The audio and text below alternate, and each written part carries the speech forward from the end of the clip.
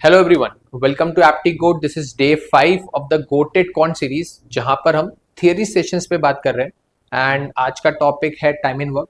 Time in work very specifically one of the very simple topic है arithmetic का। अगर मैं कंपैरेटिव बात करूँ तो टाइम इन वर्क से डिफिकल्ट क्वेश्चन बन सकते हैं, yes that is true. But बहुत सारे क्वेश्चंस क्योंकि हम बहुत अच्छे से रिलेट कर पाते हैं, बहुत ज़्यादा वेरिएबल्स नहीं है, थोड़ा अंडरस्टैंडिंग में आ जाता है, तो ऑटोमेटिकली अ गुड क्राउड हमेशा गुड परसेंटेज ऑफ क्राउड, अगर मैं ज़्यादा बेटर बोलूँ तो हमेशा ये बोलता है कि time in work is something sir, ये तो मैनेज हो जाएगा। So with that understanding will go straight away with the theory part. तो थियरी पार्ट में वेरी स्पेसिफिकली बेटा चार चीज़ें हैं हमारे पास। अगर हम बेसिक एनालॉजी पे बात करें तो चार चीज़ें हैं। The first thing is work. अगर आपको कोई काम करने को दिया है या फिर आप किसी काम को करवाना चाहते हैं, so automatically you would assign some people कि सर कुछ लोग लगेंगे, उनका कुछ रेट होगा और उनको कुछ स्टिपुलेटेड टाइम दिया होगा कि सर इतने टाइम में काम खत्म करना है। अब बात करें मेन का, तो मेन का मतलब होता है सर नंबर ऑफ पीपल। अब ऑब्वियसली आप अगर किसी काम को एक स्टिपुलेटेड डेडलाइन में कराना चाहते हैं और वो काम इस तरीके का है कि सर नंबर ऑफ पीपल आपको लेट से 2 3 5 10 कुछ लग सकते हैं, तो आप डिफाइन करेंगे कि सर नंबर ऑफ पीपल कितने असाइन करने वाले हैं। रेट का मतलब क्या? रेट का मतलब होता है बेसिक अंडरस्टैंडिंग पर, that is unit of work done per unit time.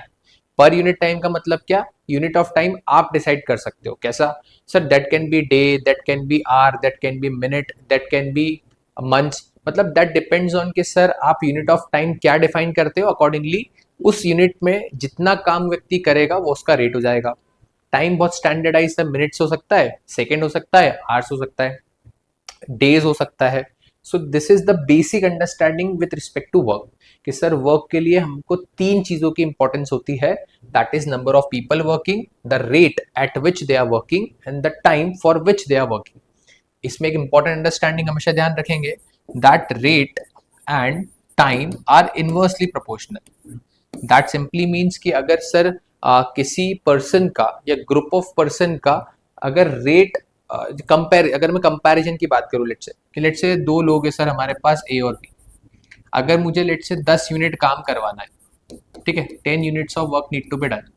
अगर ए का रेट 5 यूनिट्स पर डे है और वहीं पर बी का यूनिट लेट से 2 यूनिट्स पर डे है, तो भाई नॉर्मल सी बात है कि सर ए का रेट ज्यादा है, बी का रेट कम है। तो अगर मैं 10 यूनिट ए से कराऊंगा तो ये बोलेगा सर 2 दिन में लूंगा और मेरा काम पूरा खत्म हो जाएगा। अगर मैं बी से वो काम करवाता हूं तो ही और she is going to take 5 days. So understanding ये है कि अब हमको सिर्फ इतनी बात समझना है बेटा कि जिसका रेट ज्यादा उसका कंपैरेटिव ऑब्वियसली उसका टाइम कम लगेगा, बिकॉज अगर वो एक दिन में ज्यादा काम करेगा तो number of days would be accordingly less. And अगर किसी पर्सन का रेट कम है तो ऑटोमेटिकली उसके नंबर ऑफ डेज ज्यादा आएंगे। तो हमेशा ध्यान रखें कि रेट और टाइम इनवर्सली प्रोपोर्शनल है। दैट सिंपली मीन्स कि सर जो टाइम का रेशियो आएगा दो लोगों में, that is going to be inverse of rate का रेशियो। आप देखोगे T1/T2 is the ratio of time, so R2/R1 is would be the ratio of rates. So इससे फायदा क्या होता है कि लेट से अगर मुझे बोला कि सर ए और बी का हमको टाइम का नंबर दिया है लेट से 20 and 30, सो सर टाइम का रेशियो क्या आ रहा है 2:3, सो ऑटोमेटिकली रेट का रेशियो क्या आएगा 3:2।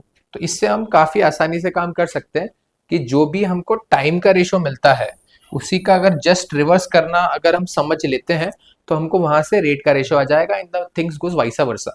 वैसे हम यूजुअली रेट के रेशियो पे ही हमेशा ऑपरेशन लगाएंगे, सो टाइम के रेशियो से हमारा आंसर काफी आसानी से आ जाएगा। Let's move on to the next then.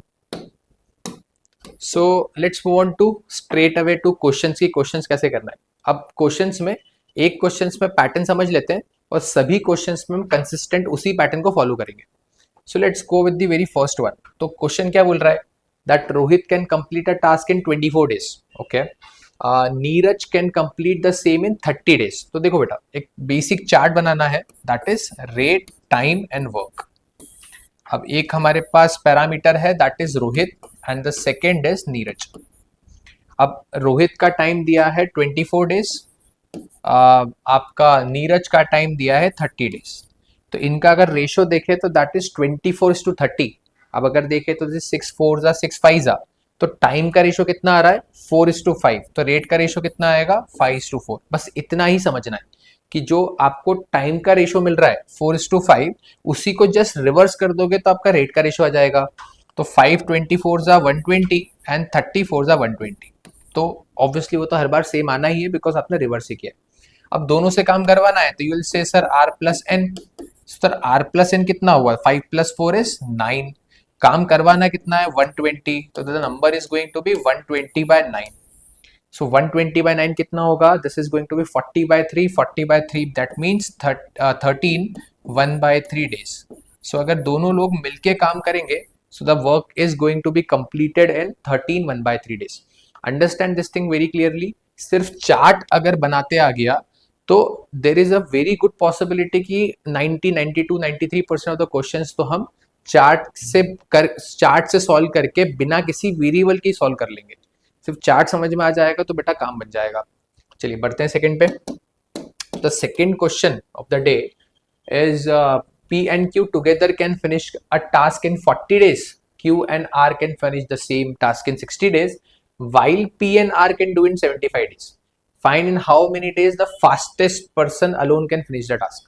अब देखो बेटा, इसमें एक बेसिक अंडरस्टैंडिंग पहले अगर मैं आपसे इस क्वेश्चन में आप लोगों से अगर एक चीज पूछता कि आप ये क्वेश्चन देख के जज कर पा रहे हैं क्या कि कौन फास्ट होगा, कौन स्लो होगा और कौन मिडिल पर्सन होगा, मतलब ना तो फास्ट ना तो स्लो, मतलब एक फास्टेस्ट होगा, एक स्लोवेस्ट होगा और तीसरा मिडिल होगा। सो बेसिक अंडरस्टैंडिंग हम देख के भी जज कर सकते हैं। कैसे कर सकते हैं, लेट्स सी। पहले उसने बोला है कि सर P और Q, P and Q, P plus Q कितने दिन में काम करते हैं, sir P plus Q 40 days में करते हैं। तो this is rate time and work. तो P प्लस Q कितने दिन में कर रहे हैं, 40 डेज में। Fair enough. आपके Q एंड R कितने में कर रहे हैं, तो सर Q प्लस R कितने में कर रहे हैं, that is 60 days. Okay, and the last that is P and R। तो P प्लस R कितने दिन में कर रहे हैं बेटा, दैट इज 75 डेज। अब मैं आपसे एक क्वेश्चन पूछ रहा हूँ, ये डेटा से इसलिए लिखा ताकि आप रिलेट कर पाए। आप मुझे बताइएगा कि ये चीज बहुत नेचुरली क्लिक होगी कि नहीं, बताना, ठीक है। सो अब देख, जनरल अंडरस्टैंडिंग देखे बेटा, तो अब मैं बोल रहा हूँ कि सर P प्लस Q किसी काम को करने में 40 डेज ले रहे हैं, Q प्लस R 60 ले रहे हैं और P प्लस R 75 ले रहे हैं। तो अब मैं अगर आपसे ये पूछता कि इन तीनों पेयर्स में से वर्स्ट पेयर कौन सा है, वर्स्ट पेयर कौन सा है, the answer is very frequently sir P plus R worst pair है बिकॉज 75 डेज में काम कर रहा है। अगर बेस्ट पेयर की बात करूं तो सर P प्लस Q है, वर्स्ट पेयर की बात करूं तो P प्लस R है। अब नेचुरली अगर हम सोचे तो सर अगर किसी काम को अभी हमको करवाना है इफेक्टिवली, तो मैं बोलता सर 3 लोगों में बेस्ट 2 लोगों को ले लो। अगर मुझे किसी काम को बहुत इफेक्टिवली कराना है तो मैं नेचुरली बोलूंगा सर बेस्ट 2 लोगों को ले लो, मतलब इन बेस्ट 2 लोगों में वर्स्ट नहीं होगा। तो P एंड Q अगर बेस्ट 2 है, मतलब तीनों में से जो वर्स्ट होगा वो कौन होगा, R। तो दैट सिंपली मीन्स कि R need to be slowest. ये चीज क्लिक हुई क्या बेटा, बस ये समझने वाला कॉल है कि सर P प्लस Q अगर बेस्ट पेयर है मतलब उन्होंने वर्स्ट वाले व्यक्ति को छोड़ दिया होगा आउट ऑफ द 3। वैसे ही P प्लस R अगर वर्स्ट पेयर है, मतलब सबसे ज्यादा टाइम लेते हैं, तो उन्होंने बेस्ट वाले को छोड़ दिया होगा, दैट इज द फास्टेस्ट। तो by just knowing the numbers, हम ये नंबर से ही जज कर सकते हैं that who is the fastest and who is the slowest. तो अगर ये पूछते हैं that who is the fastest, the answer is Q, who is the slowest, the answer is R, who is in between, that is P। तो ये देख के judgement आ गया। अब ऑब्वियसली क्योंकि ये नहीं पूछा है तो ये तो अभी मैं रब करता हूं, बट अंडरस्टैंड दिस थिंग बेटा कि हमारे लिए ये इंपॉर्टेंट क्यों है, बिकॉज ऑफ द फैक्ट कि हमको ये चीज अगर देख के क्लिक हो गई तो हम ऑप्शन से जज कर सकते थे कि सर वो ऑप्शन में बोलता who is the fastest who is the slowest, तो हम जजमेंट लगा सकते थे without costing a drop of ink. तो दैट्स अ बेसिक कॉल। अब बात करते हैं आगे। तो अगर मैं तीनों का सम कर दूं, इन तीनों का सम कर दूं, तो I am going to get twice of P plus Q plus R। अब आप देखो बेटा कि ये तो चलो निकाल लेंगे, बट हमारे पास रेट है। अभी तो सर आपने रेशो वाली चीज कही, तो रेशो के अलावा you can take LCM. But अगर आपको लगता है कि नहीं यार सर एलसीएम अभी लेते नहीं आता, नंबर्स पढ़ना बाकी है, नंबर्स पढ़ेंगे जब बात करेंगे, तो आप अभी भी कंपाउंड रेशो लगा सकते हो। अभी भी आप जो स्केलिंग ऑफ रेशोज होता है उसको लगा सकते हो। कैसे, इनका रेशो क्या है 40:60 का रेशो क्या है 2:3। तो अगर इनका रेशियो 2:3 है, मतलब इन दोनों का रेशियो क्या आना चाहिए था, 3:2। भाई इन दोनों का रेशियो क्या है, 2:3, तो उसका उल्टा कर देंगे तो क्या हो जाएगा, 3:2। बढ़िया। सर इन दोनों का रेशियो क्या है, सर 15 जा 15 जा, तो 4:5, तो ये रेशियो कितना आना चाहिए, 5:4।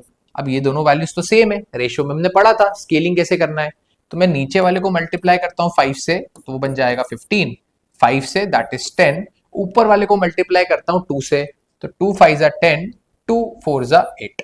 तो ये हमको इनका रेट का रेशियो मिल गया। हमने क्या करा, बेसिक जो रेशियो पता था उससे हमने इन दोनों का रेशियो निकाला, उसको उल्टा कर दिया, इनका रेशियो आ गया, इन दोनों का रेशियो निकाला, उसको उल्टा कर दिया, इसका रेशियो आ गया। हमने यहाँ पर कंपाउंड रेशियो लगाया, कंपाउंड रेशियो लगाया तो 5 का नीचे मल्टीप्लाई करा, 2 का ऊपर मल्टीप्लाई करा, ये अंडरस्टैंडिंग आ गया। अब अगर वर्क देखे बेटा, तो आप देखो वर्क हम डायरेक्ट बोल सकते हैं कि सर 15 4 जा 60, तो वर्क कितना आ गया, 600। ये हमारा बेसिक अंडरस्टैंडिंग आ गया। अब 15 + 10 इज 25, 25 + 8, तो 25 + 8 कितना होगा बेटा, 33। अब ये ट्वाइस का वैल्यू है, तो अगर मैं यहां से बोलूं आपको कि P + Q + R का वैल्यू कितना आएगा, तो that is going to be 33 का हाफ, दैट इज 16.5। ठीक है, तो P + Q + R का रेट कितना आ गया, 16.5। अब उन्होंने क्या पूछा है, फास्टेस्ट। अभी हम निकाल चुके हैं कि फास्टेस्ट कौन होगा, सर Q होगा। तो अगर Q का रेट निकालना है तो P + R माइनस कर देते हैं। तो अगर मैं इस नंबर में से P + R माइनस कर दूंगा तो Q का रेट कितना आ जाएगा, 16.5 - 8 इज 8.5। सर काम करना कितना है, 600, तो दिस इज 600 अपॉन 8.5, ये हटाएंगे, जीरो लगाएंगे, the answer is going to be 6000/85। 5 से डिवाइड कर सकते हैं, तो 5 से दिस इज 20, 5 से this is 70, so that goes 1200/70। So the understanding is basically बेटा बस इतना ध्यान रखेंगे कि सर ये पेयर्स में था, हमने रेशियो निकाला, यहाँ पर स्केलिंग ऑफ रेशियोज किया, तो वहां से रेट आ गया। बस इतना अगर करते आ जाएगा तो again we are not using any variable whatsoever and आराम से हमारा आंसर आ रहा है। So this is how we can figure out the answer very easily with respect to any questions possible. चलिए बढ़ते हैं ऑफ टाइम एंड वर्क, तो बढ़ते हैं थर्ड पे। Third is working alone Kabir takes 12 more days then the time taken by him and Reema. बहुत standardize question बेटा, बहुत फ्रीक्वेंसी में पूछते हैं ये क्वेश्चंस। जहां पे अगर मैं जनरल चार्ट बनाऊं तो क्या दिख रहा है कि सर एक कबीर है, एक आपके पास दूसरे पर्सन है रीमा, और एक है कबीर प्लस रीमा। अगेन वो चार्ट बना लेते हैं, रेट टाइम एंड वर्क। अब क्वेश्चन बोल रहा है कि working alone Kabir take 12 more days, तो अगर ये x डेज ले रहे हैं तो कबीर इज टेकिंग 12 डेज मोर।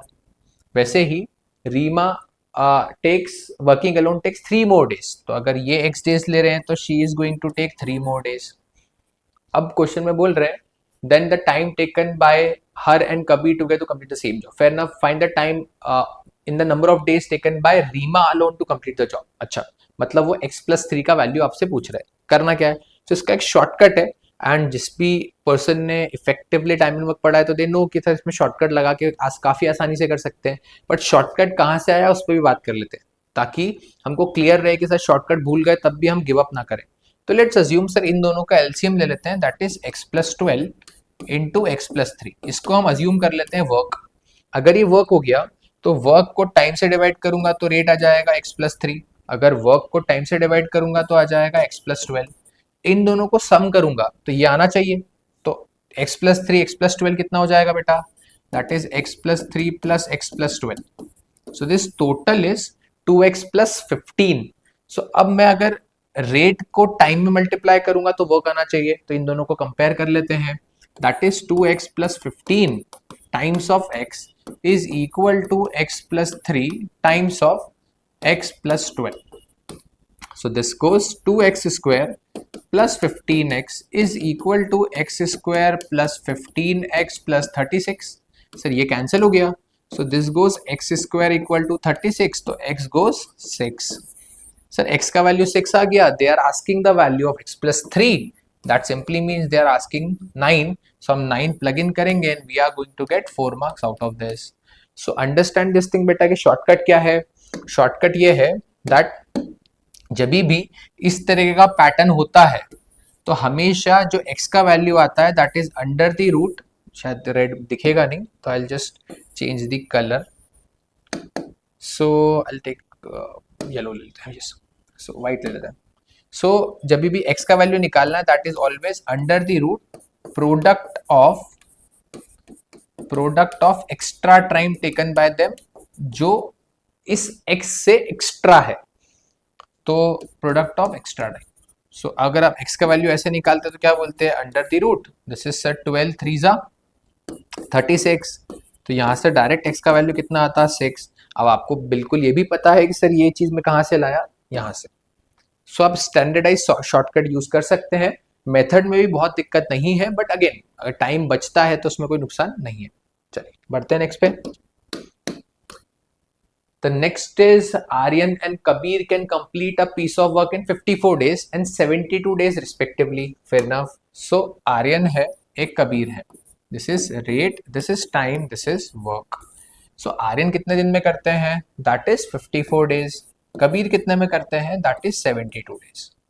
अब आप देखिए बेटा कि इनका रेशो देखें तो दिस इज 18 3 दिस इज 18 4 तो सर 3:4 मतलब 4:3, सो 4:3 करें तो दिस गोज 216, तो that's comfortably good.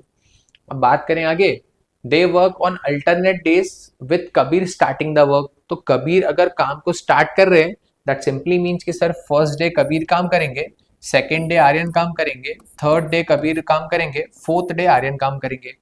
That simply means कि सर कबीर हर ऑड नंबर, जो भी ऑड नंबर ऑफ डे आएगा उस पर काम करेगा, और जो आर्यन है वो her even number of day जो आएगा उस पर काम करेंगे।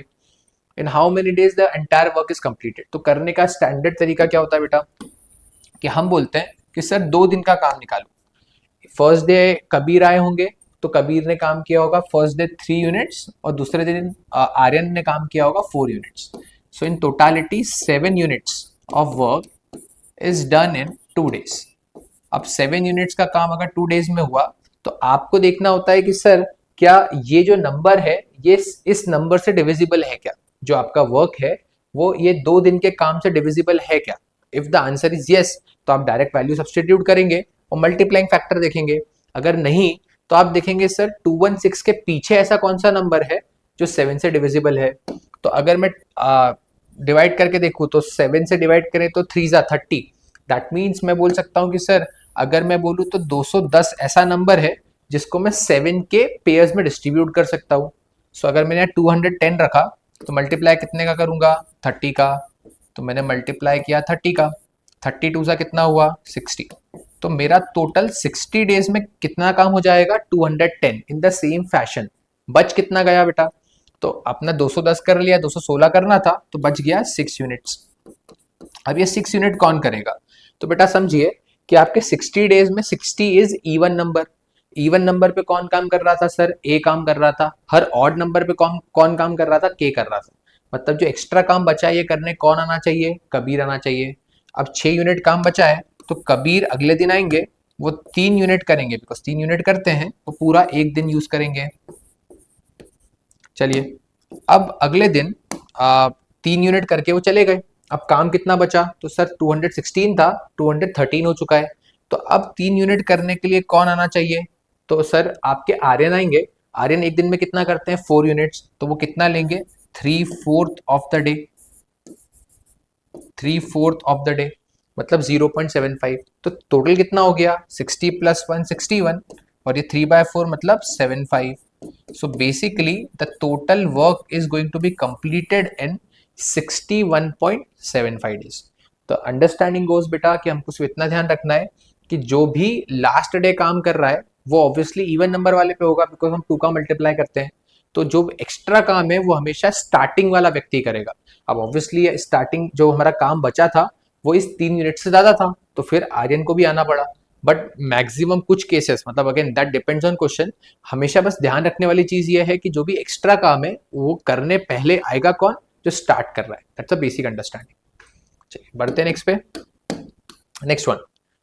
So the next one is a team of 60 workers is assigned a project to be completed in 75 days। okay, after 25 days it is found that only 30% of the work has been done. मतलब यहाँ पर दिक्कत ये रही होगी कि जो उन्होंने एस्टिमेट करा और जो उनको मिला they are not the same things. तो थोड़ा सा समझते हैं कैसे करेंगे। तो उन्होंने हमको बोला सर पहले तो वर्क निकाल लेते हैं। वर्क कैसे निकाल सकते हैं? सर आपने 60 लोग लगाए है ना, this is number of people.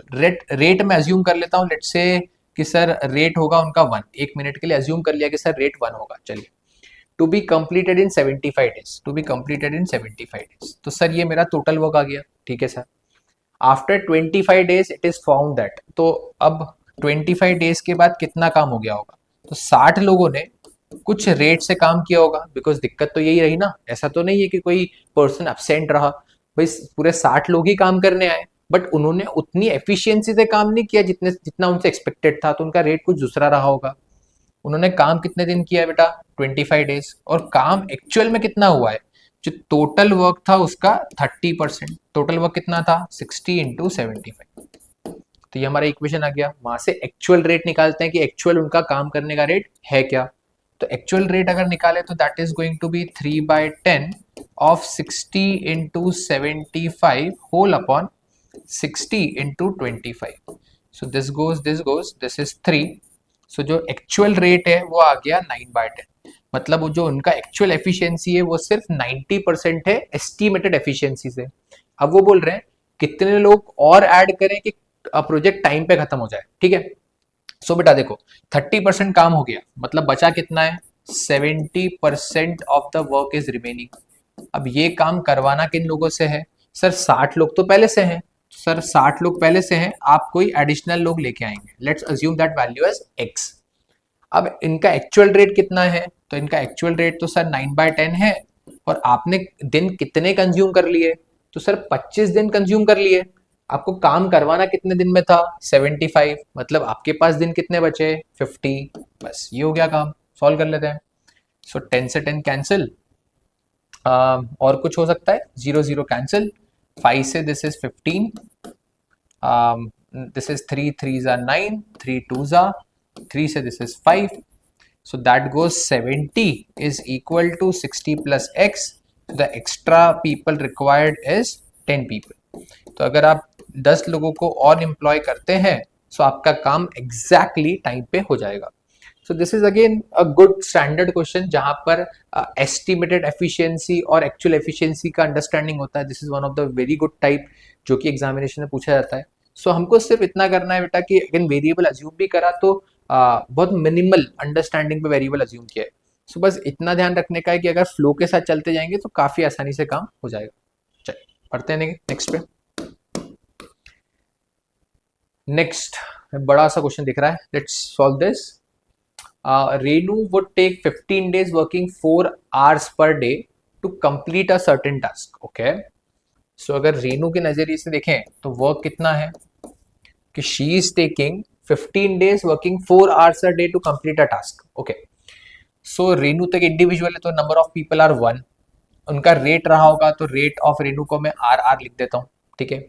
She is working 15 hours a day and she is working 15 days, sorry, 4 hours per day. मतलब the total number of hours she is devoting in the work, that is 15 into 4, 60 hours. Okay.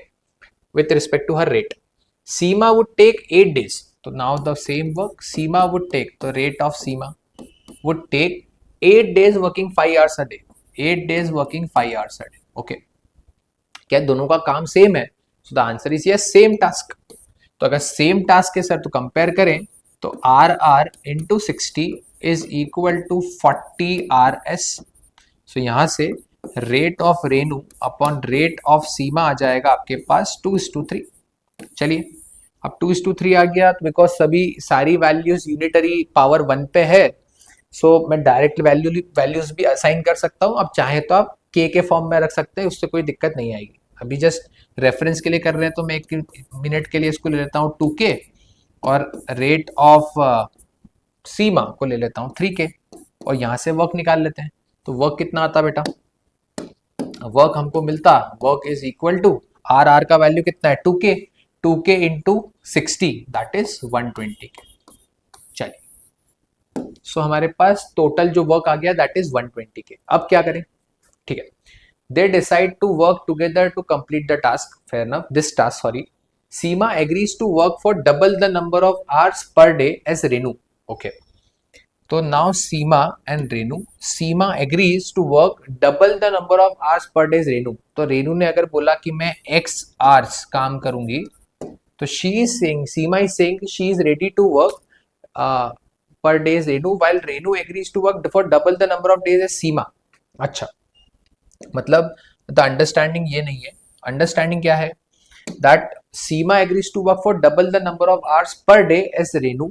मतलब जितना Renu put in करेंगे उससे double सीमा काम कर लेंगे. तो if she is going to put x, she is going to put 2x. Okay, while Renu agrees to work for double the number of days as Seema. तो Renu agrees to work for double the number of days as Seema. तो अगर ये y days के लिए काम करेंगे तो ये 2y डेज के लिए काम करेंगे. सो this is ours and this is days. ठीक है.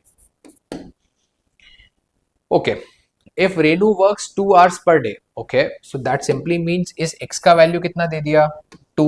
तो सर अगर इस x का वैल्यू 2 दे दिया, so automatically इस 2x का वैल्यू कितना हो जाएगा? 4. फिर then the number of days Seema will work is. okay, so अब ये सिचुएशन है हमारे पास. so यहाँ पर टोटल काम, अगर मैं रेट का मल्टीप्लाई कर दूंगा तो वर्क आ जाना चाहिए. so अगर मैं टोटल देखूं बेटा, तो आपका रेट ऑफ रेनू कितना है? रेट ऑफ रेनू कितना है? 2k. तो सॉरी, रेट लिखा हुआ है. तो रेट ऑफ सीमा, बिकॉज पहला एलिमेंट सीमा है, that is 3k. Okay, and rate of Renu कितना है? 2k. सो टोटल अगर वर्क देखे तो कितना आ जाएगा? 3 4 12, 12y प्लस, ये कर अगर प्लस करते हैं बेटा, तो 2 2 4, 4 2 8, तो 8y and that is equal to total work. Total work is 120k. So कितना हो गया? 12 plus 8 is 20. So basically we are getting 20yk is equal to 120k. k और k कैंसिल कर लेते हैं तो y का वैल्यू आ जाता है 6. That simply means that Seema is working for 6 days, Renu is working for 12 days. उन्होंने क्या पूछा है? Then the number of days Seema will work is, तो सीमा काम कर रहे हैं बेटा कितने दिन? y days. y का वैल्यू कितना है? 6. तो करेक्ट आंसर गोज 6. हम 6 प्लग इन करेंगे and we are going to get 4 marks out of this. So understand this thing. ये थोड़ा ट्रिकी साइड पे बोल सकते हो because of the fact कि सर यहाँ पे थोड़ा बहुत वेरिएशंस करा, इक्वेशन बना के सॉल्व कराया, but at the end of the day अगर फ्लो पता है तो काम काफी आसानी से हो गया. चलिए बढ़ते नेक्स्ट पे. So the next is the amount of job that Amal, Sunil and Kamal can individually do in a day are in harmonic progression. बढ़िया, good question. Just general IPMAT Indore में लेयरिंग ऑफ क्वेश्चंस आते हैं जहां पर बहुत सारे questions में एक दो कंसेप्ट को वो मिक्स कर देते हैं, लेयर कर देते हैं, ये अश्योरेंस करने के लिए कि अगर किसी बच्चे ने किसी टॉपिक को छोड़ा हो तो उसका वो टॉपिक भी छूट जाए जिसमें शायद उसको कॉन्फिडेंस है. सो ये बहुत स्टैंडर्डाइज प्रोसीजर है क्वेश्चंस को डिफिकल्ट करने का. सो ठीक है, हार्मोनिक प्रोग्रेशन क्या है, कोई डरने की बात नहीं, समझेंगे. ठीक है. Kamal take twice as much time. अच्छा, तो देखो हार्मोनिक प्रोग्रेशन का बस इतना अंडरस्टैंडिंग मैं अज्यूम करूंगा कि आपको भी पता होना चाहिए. नहीं पता है तो कोई बात नहीं, सीख लेते हैं बेटा. That harmonic progression is 1 upon arithmetic progression. कहने का मतलब कि सर अगर हम ये बहुत क्लियरली बोलते हैं कि sir 1, 2, 3 are in AP, that simply means 1 upon 1, 1 upon 2, 1 upon 3 are mandatory need to be in HP, harmonic progression. तो ये अंडरस्टैंडिंग अगर पता है तो इस पे आप बात करते हैं. कैसे करेंगे सर? बढ़िया से चार्ट बना लेते हैं. That is Amal, second is Sunil, third is Kamal. This is rate, this is time, this is work. तो अब अगर बेसिक स्ट्रक्चर देखें, सो उन्होंने कहा है कि जो रेट है, the amount of job that Amal, Sunil, Kamal can individually do in a day, that is simply they are talking about rate per day are in harmonic progression. मतलब सर ये तीनों वैल्यू एचपी में है. ओके, रेट की values. Okay, full stop. Kamal take twice as much time as Amal. तो अमल अगर x days ले रहे हैं तो ये ट्वाइस 2x लेंगे. अब थोड़ा सा ध्यान से देखिएगा बेटा कि रेट और टाइम क्या होते हैं सर? Inversely proportional. तो अगर रेट का रेशो एचपी में है तो मैंडेटरी टाइम का रेशो क्या आएगा? एपी में. मैं रिपीट कर रहा हूं, अगर रेट का रेशो एचपी में है तो टाइम का रेशो क्या आएगा? एपी में आएगा. अगर ये x है, ये 2x है, तो ये मैंडेटरी 1.5x होगा, because sir standardize common difference maintain करेंगे. रिपीट कर रहा हूँ, रेट का रेशो एचपी में है तो टाइम का रेशो एपी में आएगा। अब ये चीज जैसे ही मिल गया तो लेट्स सी क्या करना है। अब आगे क्या बोल रहे हैं, twice as much time as Amal to do the same job. If Amal and Sunil can complete Amal Sunil work for 4 days and 9 days respectively, Kamal need to work for 16 days to finish the job. Okay. So अब इन तीनों values से एक काम करते हैं, हम rate निकाल लेते हैं, वर्क निकाल लेते हैं, बिकॉज इन तीनों का एग्जैक्ट वैल्यू तो नहीं पता, बट थोड़ा एस्टिमेटेड अंडरस्टैंडिंग देख लेते हैं। सो अगर मैं लेट्स अज्यूम टोटल वर्क को मान लेता हूँ 6x, तो इनका रेट आ जाएगा 6, इनका रेट आ जाएगा 4 और इनका रेट आ जाएगा, दिस इज 6 पे 2 दैट इज 3। अब अंडरस्टैंडिंग क्या है बेटा कि Amal and Sunil work for 4 days, तो अगर Amal and Sunil are working for 4 days तो कितना काम होगा बेटा कि 6 + 4 दैट इज 6 + 4 इज 10। तो सर 10 के हिसाब से उन्होंने 4 दिन काम किया, मतलब 40 यूनिट काम कर लिया, तो 40 यूनिट काम तो इन्होंने यहाँ कर लिया, ठीक है। Kamal need to work for 16 days to finish the remaining work, मतलब कमल जो 3 यूनिट से काम करते हैं उनको 16 दिन और लगेंगे, मतलब 48 यूनिट वो और करेंगे, and the work is going to be completed. That simply means total work कितना आ गया 88, 40 + 48 that is 88 unit. So Kamal need to work for 16 days to finish the remaining job. Okay fair enough. अरे एक minute, I just missed it. Amal and Sunil work for 4 days and 9 days। Okay that's a mistake, दिक्कत हो जाती है बेटा। Okay थोड़ा सा error हुआ, मैं फिर से करेक्ट कर देता हूँ उसको, बिकॉज मैंने 9 days तो देखा ही नहीं, 9 days फॉर सुनील दिया है, that means Amal and Sunil are not working for 4 days, Amal is working for 4 days। तो sir Amal is working for 4 days, Sunil is working for 9 days and Kamal need to work for 16 days। बढ़िया, तो अमल का रेट कितना है 6 है, सो सर 6 4 जा कितना हो जाएगा 24। बढ़िया सर सुनील का रेट कितना है 4, तो 4 9 जा कितना हो जाएगा दैट इज 36। कमल का रेट कितना है 3, तो 3 16 जा कितना हो जाएगा दैट इज 48। तो प्लस कर लेते हैं।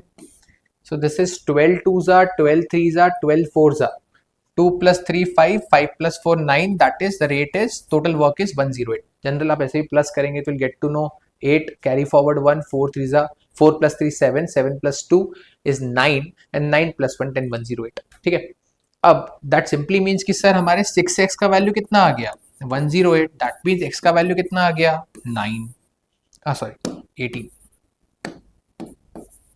ठीक है, अब क्वेश्चन में क्या बोला है, the number of days Sunil will take to finish the job working alone, तो Sunil is taking 1.5x, that means 1.5 into 18, 1.5 कितना होता है बेटा 3/2, सो 3/2 ऑफ 18 कितना होगा दैट इज 27 डेज। तो सुनील जो है वो पूरा काम खत्म करेंगे in how many days 27 odd days. So basically 27 days में काम खत्म कर लेंगे, टीटा क्वेश्चन है, हम प्लग इन करेंगे 27 and we are going to get 4 marks out of this. बढ़ते हैं नेक्स्ट पे। ओके डन, सो इतना ही थे, बढ़िया। सो बेसिक अंडरस्टैंडिंग बेटा कि जैसे लास्ट के 3 क्वेश्चन देखे, अल्टरनेट वाला, वो अपोजिट रेट वाला, टाइम वाला, जहाँ पे number of hours number of days पे उन्होंने डबल ट्रिपल करा। सो दे आर गुड क्वेश्चंस, मतलब वो ऐसे क्वेश्चंस है जो हम एक्सपेक्ट कर सकते हैं हमारे आईपी मैट इंदौर एग्जामिनेशन में। जिपमैट में रोहतक में कंपैरेटिव इजी क्वेश्चंस आते हैं जो स्टार्टिंग में देखे हमने। सो टॉपिक इजी है, काफ़ी ज़्यादा वो बोल सकते हो, बहुत सारे पैरामीटर्स नहीं है। अगेन पाइप एंड सिस्टम्स एक चीज़ बचती है, will take in the following sessions, coming sessions में पाइप एंड सिस्टम्स भी सॉल्व करेंगे। So very specifically time and work is important topic, easy topic, तो बिल्कुल नहीं छोड़ने का। Practice enough number of questions ताकि आप सारे कंसेप्ट पे होता ना कि एक ईज आ जाए, आपको अप्रोच करना आ जाए, अटेम्प्ट करना आ जाए। So that's a basic thing. बाकी this is the QR scanner for the Telegram group, जहाँ पर हम सारी जितने भी इंफॉर्मेशन रिगार्डिंग जो एग्जामिनेशन से वो पोस्ट करते हैं। अभी आपका थोड़े दिन में एग्जामिनेशन का पूरा का पूरा सेगमेंट चालू हो जाएगा, जहाँ पर हर दिन, हर 2 दिन 3 दिन में रेगुलरिटी में कुछ इन्फॉर्मेशन आने लग जाएगी कॉलेज से। तो that would be a good source, जहाँ पे सारी इन्फॉर्मेशन मिल जाएगी विदाउट कोई इन्फॉर्मेशन मिस नहीं होगी। तो फॉर्म भरने से या फॉर्म फिल हो गया, लास्ट डेट निकल गया, वैसा कोई टेंशन नहीं होगा। So this can be a good source. The second, this is the QR scanner for the playlist, जहाँ पर हमने QA के MCQ एंड शॉर्ट आंसर के आईपी मैट इंदौर के सारे क्वेश्चंस रिकॉर्ड किए टॉपिक बाय टॉपिक। सो जैसे ही हमारा एक टॉपिक खत्म हो जाता है, जैसे टाइम इन वर्क हमने खत्म कर लिया, सो फटाफट से जाके देखिए कि सर जितने भी आईपीएम इंदौर के क्वेश्चन है टाइम एंड वर्क के वो मुझसे हो रहे हैं क्या। हाँ, पाइप एंड सिस्टम्स पढ़ेंगे तो फिर वो भी सॉल्व हो जाएगा, बट हमारे साथ ये अश्योरेंस होना चाहिए कि यार मैंने कोई टॉपिक पढ़ा है तो मैंडेटरी देन उस बेसिक अंडरस्टैंडिंग से मेरे क्वेश्चन सॉल्व होना चाहिए। So that is going to be there. So बाकी फिर हम मिलते हैं नेक्स्ट लेक्चर में। Take care of yourself, मिलते हैं नेक्स्ट में। Thank you.